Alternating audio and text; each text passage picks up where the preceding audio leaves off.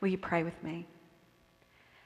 Loving God, may the words of my mouth and the meditations of our hearts and minds be pleasing to you, our rock and our redeemer. Amen. Well, just to start off, I'm so grateful for our folks that are up there doing audio and the computer for screens, and for our amazing fusion band. I think that may be my new favorite Christmas song. I'd never heard that. Can we give them all a hand? I'm so grateful. We are so near the time of the birth now. At the beginning of the season, I had said, I want to feel comfort and joy. Those will be like my watchwords for the Christmas season. And so I pictured the comfort part, keeping it easy, not getting too flustered, and joy, just being able to recognize the little things and take joy in the little beautiful Christmas things. Whatever. There were recitals and movement and things at the last minute and crazy chaos. And I was thinking, I have just blown it. Once again, I can't create Christmas peace. And you know what I got to thinking about? And I want you guys to think about this as we move into Thursday. Maybe that's when we know we need Jesus the most. If it was all like just easy beauty, then we're kind of already doing it ourselves. There's something about the chaos and the commotion that makes this still light so important and so necessary. Our world this year, man, this has been a year of some things that were so dark. And there's this light. So on Thursday evening, whether you're coming at 5 or 7 or 11, there will be a point at the end where your candle will be lit and you will have your light in the darkness.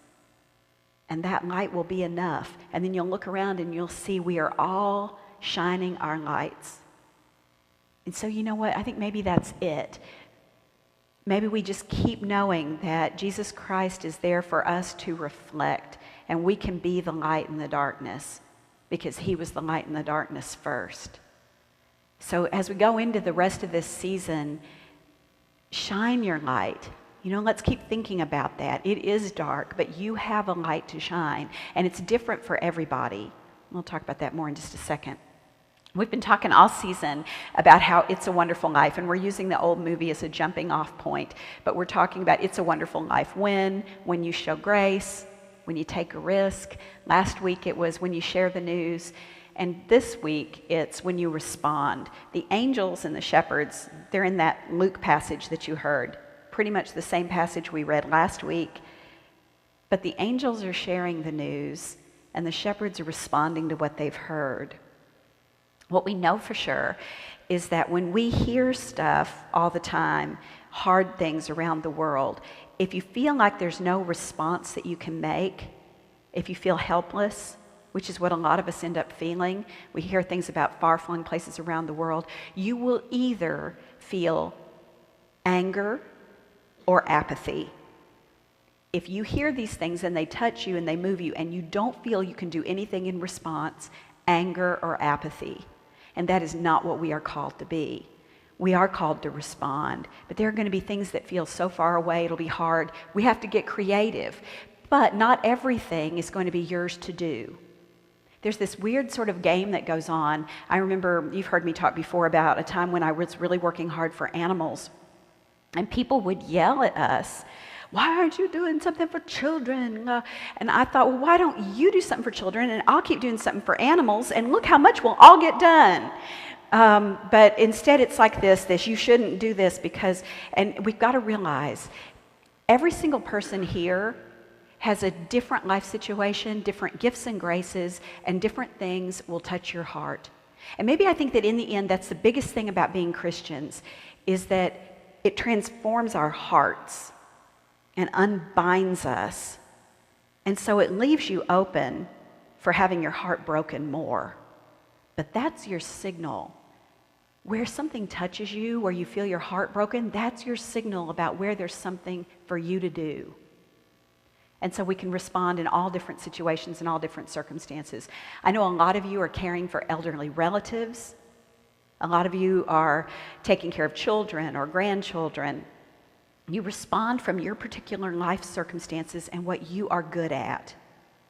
There's a blog I read, I've talked in here before about Monastery. They started a nonprofit called Together Rising, and they were all very touched by the Syrian refugees that are pouring into Europe. We've all been hearing about that, but they wanted to figure out what could they do to really make a difference, and they were particularly concerned with the moms who had fled with little children. I think we can remember the image of the little toddler that was washed up, and that broke a lot of people's hearts. So Together Rising thought, okay, what can we do? And they got in touch with people that were on the ground, and one of those organizations in Berlin talked to the women, talked to the moms, and said, what do you need? And overwhelmingly, over and over and over again, the moms said, we need strollers, and we need warm clothes for our kids. We need some sort of warm coats. Remember, they're in Germany, so they're way up in Northern Europe. And so if you would show one of the pictures, let's see. They sent strollers by the thousands. Do we have those pictures? Okay, well, they sent all kinds of strollers, but they went to the outdoor company Patagonia. Do you guys know Patagonia? North Face, Patagonia, those different ones that make coats, especially if you're an outdoor person. And they said, hey, we want to buy all this stuff from you. And Patagonia said, that is great, but we're not going to let you buy it. We're just going to send it. And they sent $30,000 worth of coats and outerwear to Berlin.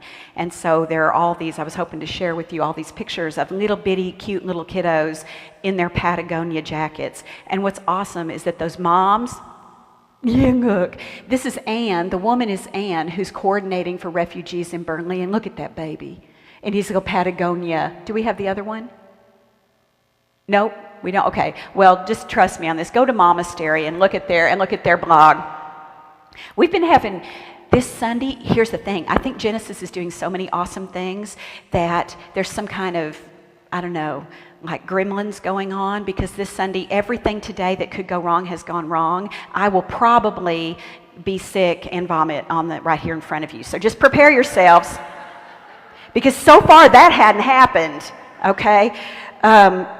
But it's a sign that we're up to something good, I think. Might as well think that. All right, so these women, these mamas in America thought, what can we do? And they did something, and they're doing it for all the refugees. They're doing amazing things, and Patagonia stepped up, and they're doing amazing things.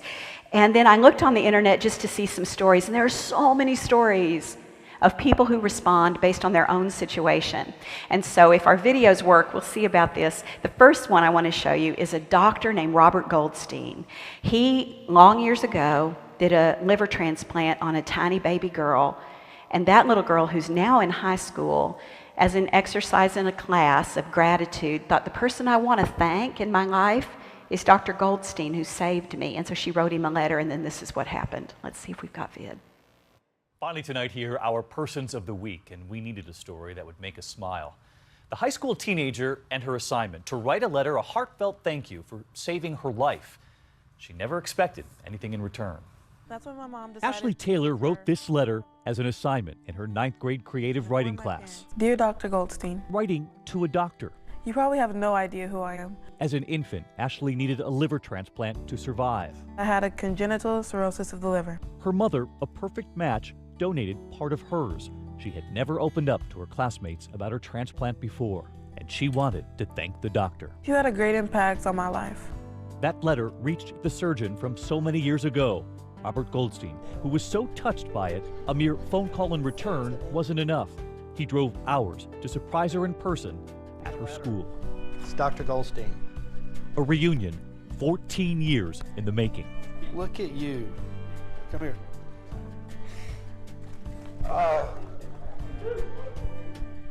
She moved me to the point where I wanted to give back and wanted her to realize that her words had a real lasting impression. Kids that go through the same thing, they don't always make it.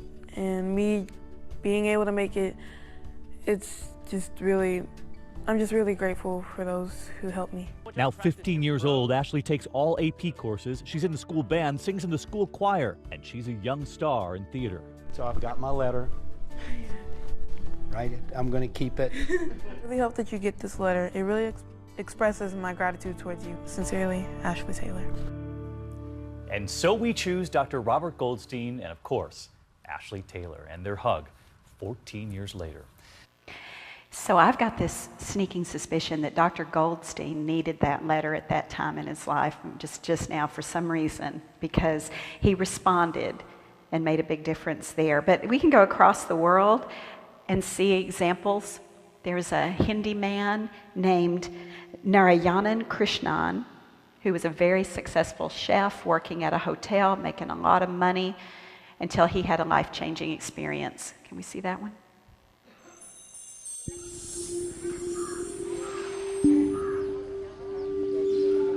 I finished my college here. I was working for Taj Group of Hotels, Bangalore. I saw a very old man. He was eating his own human waste for hunger. I thought, what is the purpose of my life? What am I going to do? In a star hotel, I feed all my guests, but where in my hometown, there are people who are living even without food. I quit my job and I started feeding all these people from 2002.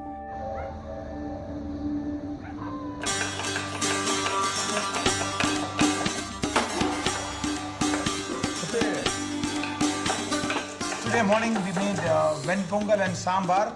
Ven pongal is a blend of rice and dal with a lot of spices. Ven pongal and sambar was being made for the breakfast, and for the lunch we made tomato rice and sabji. We fed the homeless, mentally ill destitute, and the old people who have been left uncared of the society. People are suffering for food. They don't have food to eat. If you don't give them food to eat, they will die out of human hunger.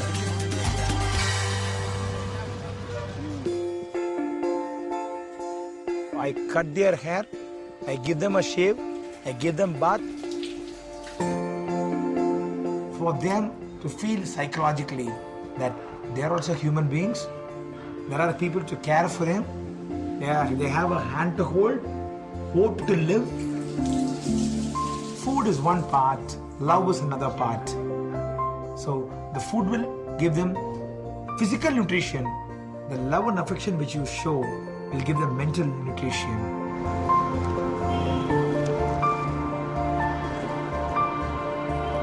Being a Brahmin community and an Orthodox family, there are a lot of objections. Brahmins are not supposed to touch these people, clean these people, hug these people, feed these people. Everybody has got 5.5 liters of blood. I am just a human being. For me, everybody are same. There are thousands and thousands and lakhs of people suffering. What is the ultimate purpose of life is to give. Start giving. See the joy of giving.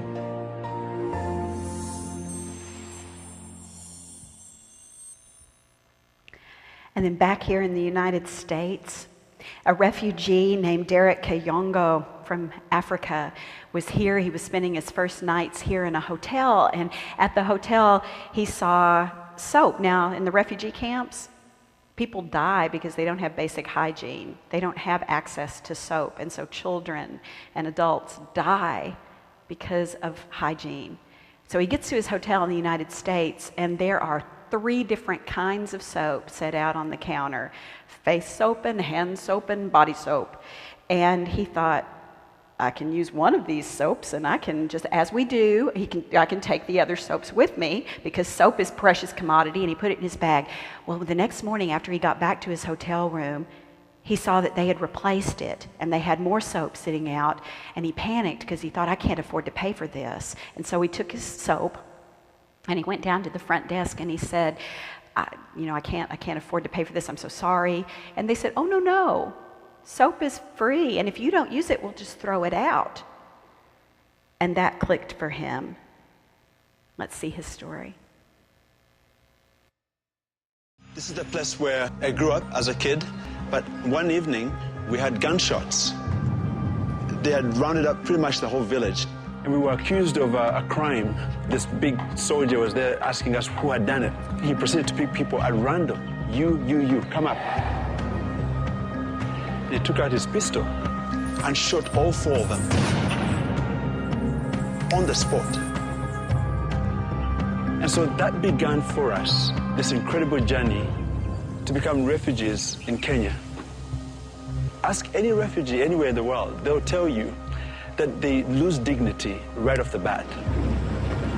Right now, at the outskirts of Kampala, these people, they've come to this place to actually seek refuge, and what you see here is extreme poverty. So the problems we have here tend to be health problems because they don't have things like soap. So what we've done as Global Soap Project is to bring some little bit of hope through a bar of soap. Isn't that great? We have 4.6 million hotel rooms in the US. They throw away 2.6 million bars of soap every day. That is, in aggregate, 800 million bars of soap. In juxtaposition, we lose 2 million kids to diarrhea every year. I was livid. I said, how can we say there are no resources globally to fight disease when we are throwing away one of them? And that's how it all began. When I first started the whole project, I actually picked up soap with my truck from every hotel. And then we recycled that soap into a brand new bar that would then end up in the hands of the poorest of the poor.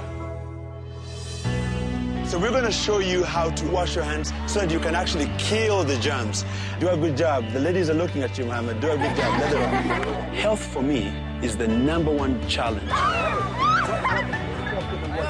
Can you imagine?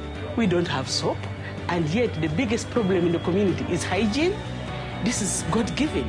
That's what we are trying to fight. There's a side of this that is about tenacity and being solid as a human being, because you're going through a rough time and you've got to be tough. So we're bringing dignity, we're bringing hope, but most important of all, we're bringing good health. Very good. This is not a job, this is a mission. As a former refugee, I feel like I'm giving back to that community in a special way, in a real way.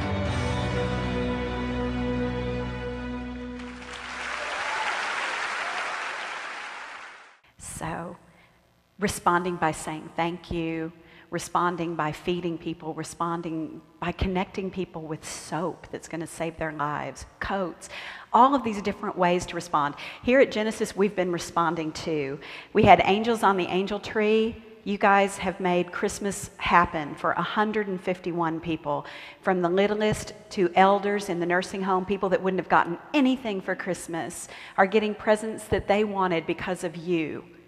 We were financially strapped. We're always perpetually strapped, but we made a call for help, and there were people who came up with a $25,000 matching grant, and Genesis responded and matched it. And so we got that money. Yay! Last Thursday, we had folks that were here playing basketball, and we had just down the hall 8 men who were staying here, homeless men in room in the inn, that were able to have a great meal and a warm place to sleep and then a good breakfast. And it's going to happen again this Thursday night, Christmas Eve. They're going to go get the guys at noon, because that's when the Day Resource Center closes. And we're going to be sheltering them and taking care of them until Christmas Day, and we'll take them back to the Day Resource Center. This church responds in amazing ways. And one thing that we have gotten the opportunity to do this year is partner more and more with Project 44. Now, here's an example of how some people are placed in places and others are not.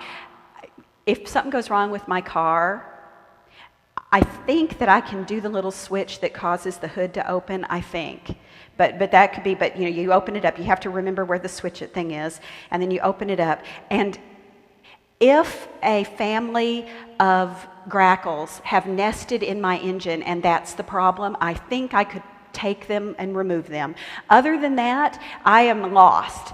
But the folks at Project 44 started out because these guys were mechanics who were getting cars and figured there were people who needed cars and they could make some matches.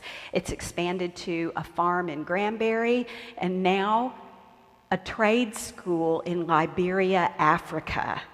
And all of this. They will be here tonight at the Live Nativity selling canned goods from the farm. So if you want to pick up some wonderful fresh vegetables, you can do that.